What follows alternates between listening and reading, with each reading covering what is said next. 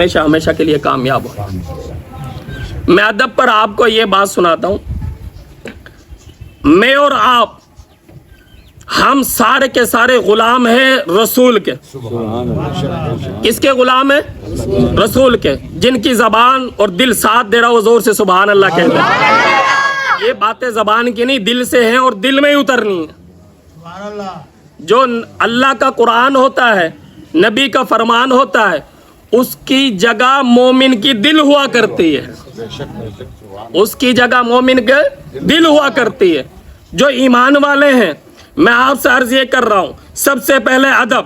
باپ ہے اس کا ادب ضروری، والدہ ہے اس کا ادب ضروری، بڑا بھائی ہے اس کا ادب ضروری، چچا ہے تایا اس کا ادب ضروری، نانا ہے ماموں ہے اس کے تایا اس کی ادب ضروری، حتیٰ کہ جو آپ سے بڑا ہے چاہے وہ ان پڑھ جاہلی کیوں نہ ہو لیکن ادب کرنا ضروری ہے۔ بھائی کس طرح ادب کریں؟ اب بات یہ ہے، ایک بات تو ہونا، جیسے مثال کے طور پہ ہمارے پاس پیپر آتا ہے، ہم کتاب پہلے پڑھتے ہیں نا، پھر اس کا پیپر دیتے ہیں نا۔ کسی نے آج تک ایسے دیا ہے کہ کتاب پڑھی نہ ہو اور اس کا پیپر آ جائے؟ ایسے بات میں صحیح کر رہا ہوں یا غلط کر رہا ہوں؟ اب ادب کا پہلو میرے نبی نے سمجھایا، اور میں کہتا ہوں کہ نبی نے تو بعد میں سمجھایا، پہلے رب نے سمجھایا۔ بھائی کس طرح سمجھایا؟ آپ لوگوں کی توجہ میری طرف رہے، بعد میں جو کر رہا ہوں انشاءاللہ آپ کہیں گے کچھ لے کر جا رہے ہیں۔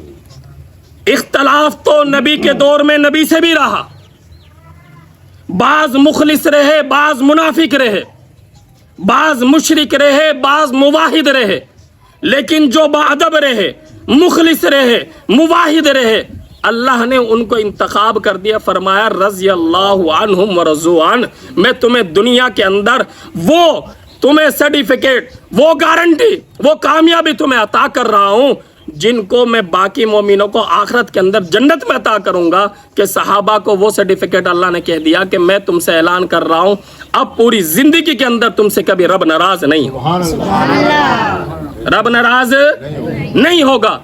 تو میں آپ سے عرض یہ کر رہا ہوں کہ جب آقا علیہ السلام کو اللہ تعالیٰ نے ادب سکھانا تھا تو کیسے ادب سکھانا تھا؟ دیکھیں، جب جبرائیل امین کو اللہ نے حکم دیا جاؤ میرے محبوب کو میرے پاس لے کر آؤ، کیا کہا؟ میرے محبوب کو میرے پاس لے کر آؤ۔ جبرائیل امین بغیر پوچھے بھئی کیسے لے کر آنا ہے، کس طرح جا کر آنا ہے، بغیر پوچھے وہاں سے چلے آئے، میرے نبی کے وہاں پر آ کر کھڑ گئے۔ اب وہاں آ کر دیکھا کہ کملی والا سو رہا ہے۔ کملی والے کے سونے پہ آپ کو خوشی نہیں ہو رہی؟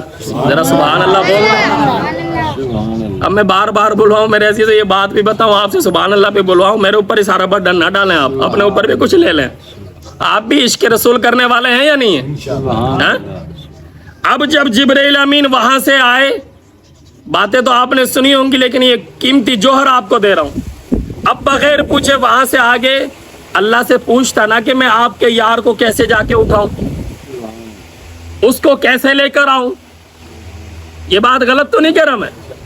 جبرائیل امین آئے، آنے کے بعد نبی کو دیکھا، میرے محبوب کو دیکھا، امام الانبیاء کو دیکھا، محبوب خدا کو دیکھا، مدینۃ الاولیاء کو دیکھا، ہو اس سے بڑھ کر کیا کہ سرکار دو جہاں کو دیکھا۔ سرکار دو جہاں کو کیا دیکھا؟ کہ آرام فرما رہے ہیں۔ اب اٹھاؤں تو اٹھاؤں کس طرح؟ میرے اور آپ کی طرح بے ادب نہیں تھے۔ جبرائیل جانتا تھا میری سرداریت، میری وہاں پر ملائکہ کے اندر تفاخر ہونا وہ صرف محمد کی وجہ سے۔ کس کی وجہ سے؟ محمد کی وجہ سے ہے۔ جبرائیل امین کو جب سمجھ نہ آئی نا، یوں نہیں کہا اے محمد اٹھ جا، جیسے ہم لوگ کہتے کسی کا ادب نہیں کرتے، جو چاہے من چاہے زندگی کے اندر، اپنا بڑا ہے اس کو بھی گالی دے دی، علماء دین کو بھی گالی دے دی، جس کے چاہے دروازے پہ آ کے بٹا مار دیا، کوئی پوچھنے والا نہیں ہے۔ ابھی اسی وجہ سے میں اور آپ آج غیر مسلم کے غلام بنے بیٹھے۔ یہ پکی ٹھکی بات بتا رہا ہوں، مانو یا نہ مانو، علماء سے بغض رکھنے پر اللہ 4 عذاب اس امت پر نہ دے۔ کتنے عذاب؟ 4 عذاب۔ اب جن عذابوں کو میں گنوا رہا ہوں میری اور آپ کی آنکھیں سامنے دیکھ رہی ہیں. جب علماء سے بغض رکھو گے, علماء سے کینہ رکھو گے, علماء سے حسد رکھو گے, علماء کے ساتھ بے ادبی کرو گے, اللہ تعالیٰ 4 عذابوں میں اس قوم کو, اس امت کو مسلط کر دے گا. پہلا عذاب کیا ہوگا کہ ظالم حکمران میرے اور آپ پر مسلط ہو جائیں. یہ بات آج میں آپ کو بتا رہا ہوں, یہ گھروں میں جا کر بتائیں بے ادبی کی وجہ سے کتنا بڑا عذاب آ رہا ہے. ظالم حکمران میرے اور آپ پر مسلط ہو جائیں گے. نمبر 2, حاکم نا انصافی کریں گے, جج صاحبان جو ہے نا انصافی کریں گے.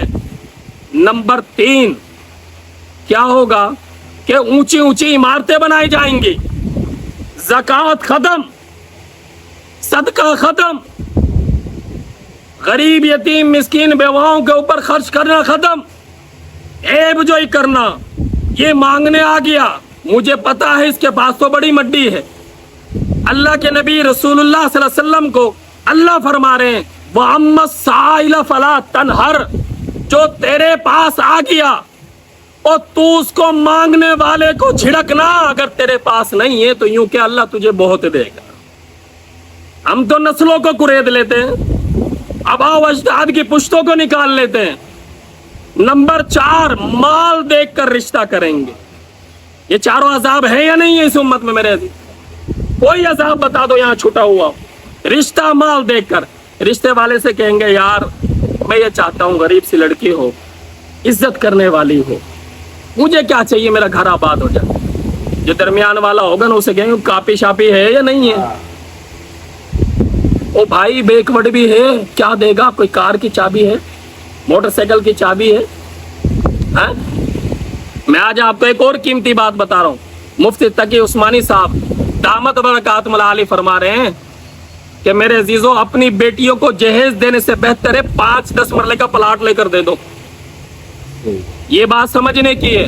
جدید دور ہے, ہر بندہ اپنی بیٹی کے لیے اچھی خواہشات رکھتا ہے, لیکن بات یہ ہے ہم اس کو 7 نسلوں کا جہیز دیتے ہیں. سب سے پہلے ساس سے جھگڑا, پھر نند سے جھگڑا, پھر دیورانی سے جھگڑا, پھر اسی طرح جھگڑا یہ ہوتا ہے کہ بیٹی رو دھو کے گھر باپ کے گھر آ جاتی, کبھی باپ کے گھر, کبھی بھائی کے گھر, کبھی بہن کے گھر, در بدر ادھر ادھر پھر رہی. تو حضرت فرما رہے ہیں جب پلاٹ لے کر دے دو گے کم از کم وہ اپنے گھر میں تو آرام سے بیٹھ جائے گی نا, وہ باپ کا گھر کی تو محتاج نہیں بنے گی نا. شوہر چاہے کچھ بھی کرے گا لیکن وہ اس گھر سے تو نہیں نکال سکتا. یہ سمجھداری کی بات ہے یا نہیں ہے؟ 7 نسلوں کا جہیز یہ ہندوؤں کی رسم ہے. ایمان میرے نبی نے, جو میرے نبی نے اپنی بیٹی کو دی وہ کیا تھا, وہ ایک مسلح تھا, ایک چکی تھی اور ایک مشکی تھا, چاہے لوٹا سمجھ لو دوسرے لفظوں میں, یہ 3 چیزیں دی تھی. تو میرے عزیزوں میں آپ سے عرض یہ کر رہا ہوں کہ باادب بنو. ادب جب تک نہیں کرو گے نبی سے محبت کا فائدہ نہیں ہوگا. ادب نہیں کرو گے اللہ کے حکموں کی اطاعت نہیں ہوگی. نبی محبت ادب نہیں کرو گے ماں باپ سے فائدہ نہیں ہوگا. ادب نہیں کرو گے استاد سے فائدہ نہیں ہوگا. ادب نہیں کرو گے اپنے سے بڑے سے فائدہ نہیں ہوگا. ادب نہیں کرو گے والدہ کی دعاؤں نہیں لے سکو گے. ادب نہیں کرو گے والد کی دعا سے محروم رہ جاؤ. آج ہزاروں آتے ہیں جن کا مقدر اللہ نے ذلیل کرنا لکھ دیا, اسے میں اور آپ ہدایت نہیں دے سکتے. جیسا کہ ابو جہل تھا, ابو جہل نے ہزاروں معجزات دیکھے. نبی راستے میں جا رہے ہیں, توجہ کرنا. اب جب راستے میں آتے دیکھے تو دور سے آ کر کہتے یا رسول اللہ میں تجھ پر ایمان لے آؤں گا, تیری رسالت کو مان لوں گا, یہ بتا کہ میری مٹھی میں کیا ہے. کیا کہا, میری مٹھی میں کیا ہے؟ کون کہہ رہا؟ ابو جہل کہہ رہا ہے.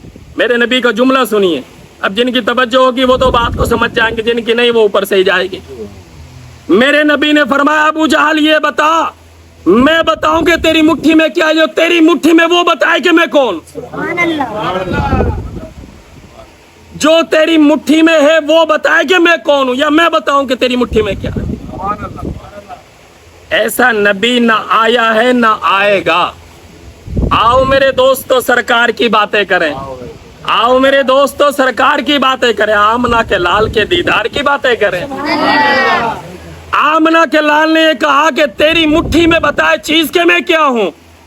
मेरा नबी वो जो कंकरियों को कलमा पढ़वा दे, कंकरी गवाही देते अशहदु अल्ला इलाहा इल्लल्लाह वहदहु ला शरीका लह व अशहदु अन्ना मुहम्मदन अब्दुहु व रसूल। हजारों मुअज्जात देखे कलमा ना पढ़ा, क्यों?